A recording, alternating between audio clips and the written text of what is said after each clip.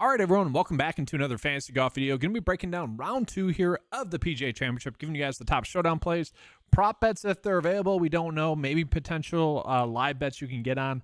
We'll jump into that. But first, just a quick recap from round 1. So first and foremost, Xander Schauffele, second straight week, first round lead. That's awesome. 30-1 first round lead.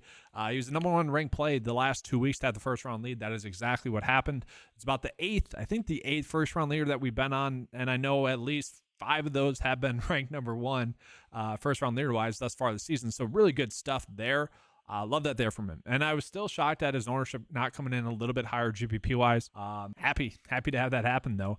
Very good stuff. He led to a good round 1 showdown, a little bit less than a double up in total. And then prop betting wise, very solid as well. And then best ball wise, decent, nothing to write home about there. But I do want to get into kind of a weird thing that I saw happen in cash this week. And it's very much a head scratcher. I have no clue how it happened. And I'm really just confused. So Benny Ann ended up being 50% owned in cash. Anyone that watched this coverage or read the 9 to 5 write-up was probably equally as shocked as me about that. It's like laughable, honestly. I don't get how this happened. Like, he is such like a GPP only play. Like, he is almost not, he's not the definition of a GPP only play. He had a decent made cut streak going and whatnot, but he has been such a roller coaster ride that he was not a safe cash play. And the fact that 50% of the field went in on him as a cash play, that's mind numbing. I'm like, how does that even happen? I could see more him being 50% owned in GPPs rather than in cash. Like, his ownership should be flipped. He should have been higher owned in GPPs than he should have been in cash. That's how bad of a cash play he was on paper. And he obviously was a good GPP play, but oh my God, how did that happen? But he was almost topped by Denny McCarthy. Now, Denny McCarthy's at least a little bit more understandable. Like, Denny McCarthy, cheap play. I kind of get it. Like, you're just kind of punting. You're trying to get to Xander. You're trying to get to Rory. You're trying to get to those guys. I kind of mentioned some other players that are doing better. Harris English, Keith Mitchell, Kitayama, Lucas Glover. I know Mackenzie Hughes isn't doing well, but he was cheaper. You could put him in there. There's just a bunch of other different options that were, I think, better options. And like, I'm not saying like Benny Ann was a bad play. He's a fine GPP play. Like, that is solid GPP play. But like, Patrick Reed screams safe cash play. Shane Lowry, a little bit higher price, very good cash play. Hatton's right there doing about the same. Tagala, about the same model rank wise. Siwoo Kim, Corey Connors you could have been on. But it's crazy to me that many people went in on such a GPP only type play. And I don't really get it. But like, looking at Danny McCarthy, again, like, I get what people are seeing, like 6 straight make cuts, coming in off of a 6th place finish. He grades out fine, 40th, right? But you could have easily been on Tom Hoagie instead, Taylor Moore instead, Lucas Glover instead, who's a little bit cheaper. I mentioned Taylor Pendrith, a strong GPP only play. Keith Mitchell right there. Again, Harris English right there. Kurt Kitayama right there. Players that are around his price. Aaron Rye, decent. There's a bunch of decent plays. And so very much a head scratcher that those 2 plays specifically were chalk. I don't get how that happened. Honestly, if you guys know in the comment section, let me know, because it's mind numbing. It's blowing my mind. There was another situation that happened like that earlier on this year where it's like, there's no way that play should have been cash. I don't know. I spend way too much time on that. It was strange. It was strange, right? So let's go ahead and just jump into kind of the round 2 preview. But I do want to point out one thing here. So round 1 recap wise, let's take a peek at the early AM versus PM split. Now, there are still some golfers that are finishing up that are on the par 5. Obviously, most likely going to birdie that. So, take this with a little bit of nuance to it, right? But looking at the score to par for the early golfers here, about 70.95. So basically even par, which, that tells you how good the course played, right? That's how it should be. Players should be shooting even par on major tournaments for the course average. Like, you don't want to be penalizing guys just to penalize them. And then the evening wave did play a little bit more difficult. Not too much, but enough. Now, I do want to point out one thing here is that, like, if you look at the 9 to 5 model ranking, let's just do top 40 or so. Basically, the plays that were expected to do well, trim it down, take off the fat, players that played poorly, that were expected to play poorly. Don't really care about those guys, right? So when we look at like that, the late wave, 70.06. So still a little bit over par. Interesting, right? But then when we look at early, and I do think Xander's kind of skewing the data a little bit, but we are going to see 68.95. So that to me tells me that we probably do want to be chasing a little bit more of the early tee times in round 2. That's really what that's telling me. And so very much that's what we're going to concentrate on. So let's go ahead and jump into that. So for the round 2 picks, obviously select round 2 here, jump into that. We get into the breakdown.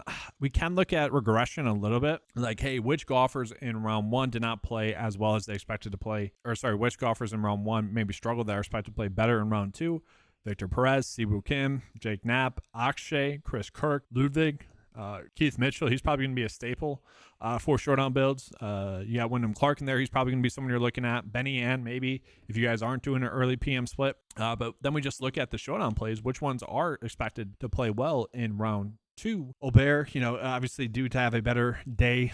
Xander expected to keep it up. Love to see that there from him. You got Scotty in there, so he's probably someone you're really trying to get to in round 2 showdown. Hideki kind of tailed off at the end of his round, but nice to see him play well. Rory, Jaeger, Cantlay. So very interesting there, but I do want to take a peek at, I'm going to do late because, again, there are still golfers on the course when I'm doing this. This will update typically a half an hour after the players are done or so. But looking at it right now, if you're just trying to do the early AM PM split, Scotty, Clark, Cantlay, Fitzpatrick, Sam Burns, Jason Day, Siwoo Kim. So we kind of get a good idea of who we want to be on. Now, I'm probably going to be on Keith Mitchell a little bit because he is projected to play better in round 2. Alex Noren had himself a good day after starting, I think, +3. Chris Kirk, some of that could bounce back. So those are all going to be players that we are probably looking at. Now, I do want to take a peek at the live strokes gain stats as well. Which golfers maybe, I do care about putting, like which golfers maybe putted better than expected that aren't going to do that again. So got to do one for the field stat rank, basically taking the live golfers out, that we don't have data for. But yeah, Tony Finau putted much better than expected. He's probably not going to be a good showdown play. Shane Lowry ended up putting pretty well, so maybe not someone you want to be on particularly.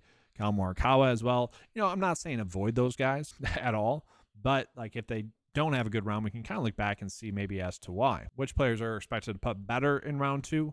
Bazunhout, he really blew up. Sam Burns, Bo Hosler, Jaeger, Akshay. So Jaeger actually didn't play terribly, so that's interesting that he could putt better and even have a better round. Brendan Todd right there. Matt Fitzpatrick, that's encouraging. Wyndham Clark, we like to see that stuff. So going to be players that we're probably looking at for round 2 showdown in some regards. Now, I did mention that I probably am going to be trying to do an AM PM split. That's probably what I'm going to be trying to target, at least in a decent amount of my builds. I don't know if I'm going to do 150 lineups for round 2 just yet, but what I'm going to do is I'm going to use the 9-to-5 custom model to really tell the data that I want an emphasis or maybe just only PM golfers. I might do that for a decent amount of my builds. So you could do a slight emphasis PM AM split. Maybe that's not a bad idea. I'm going to do extreme right now. So this is just based off of tee times now. And then we also are going to toss in the round 2 showdown rank as well. So basically this should filter out the golfers that don't have the early tee time.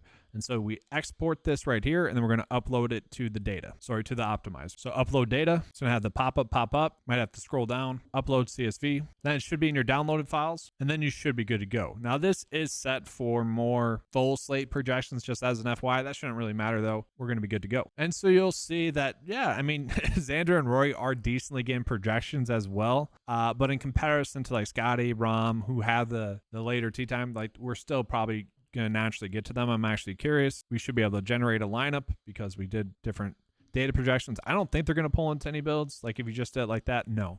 We're still getting an AM PM split. So that's nice. I would like to do 3 unique players, 35% max exposure, maybe 30 if we're doing 20 only. So generate that. And then there we go. We're still getting a good AM it'll be AM PM split. Again, remember that has to occur until after the round. You guys will be able to tell which golfers, it is. But yeah, this is looking solid. I like this. Maybe could honestly get to a little bit more Norn. I probably do want to get to, we got a lot of Keith Mitchell. Like I'm pretty happy with this. I might spread it out a little bit more and probably try to draw in a little bit more Scotty, but pretty decent. I don't mind this. And so I did want to get into some PGA props. We're not getting those just yet for Prize Picks or Underdog. That's unfortunate. We might get some decent edges. We'll see. Obviously I'll update and we can check. Good time to plug the 9-to-5 membership. If you guys want to actually see those props, see some prop line differences, head on over to 9to5sports.com, available for $10 a month. And then, with round 1 not being finalized just yet, the 3-ball bets are not updated just yet. This will be updating as well, hopefully after the round. It's just once that's confirmed. But looking at it, I feel like this did pretty well. I don't know, with Neiman, Tom Kim, I think beat Neiman. That was one where I'm like, I don't know if I love this. And then I think Dean ended up crushing his. But the ones that I liked were the ones after that. Cantlay won his group. Rory won his group. Benny Ann, I'm pretty sure this was a push. Scotty won his group. Connors, I'm pretty sure won his group. Like, I'm pretty sure EVR off the top of my head, I think he won, and that was it. So still seems like a good day, 3-ball betting wise, which is pretty awesome. So really strong round one there. But yeah, I think this is gonna do it for the video. Wish I could give you guys more coverage. Wish the round was over. But it gets too late in the day, and then I have to get out the content if I want to get you guys round 2 coverage. So that's what I'm doing. That's gonna be all for this video. Again, if you guys want access to any of the tools, head on over to 905sports.com. You guys will get the updated props once they're available. Make sure to give a like and subscribe. Do appreciate that. Good luck in round 2. Good luck in your main slate. Fingers crossed. Remember, T70 and ties make the cut. So probably do have a couple of good lineups going. All right. Thanks for watching. As always, let's keep cashing.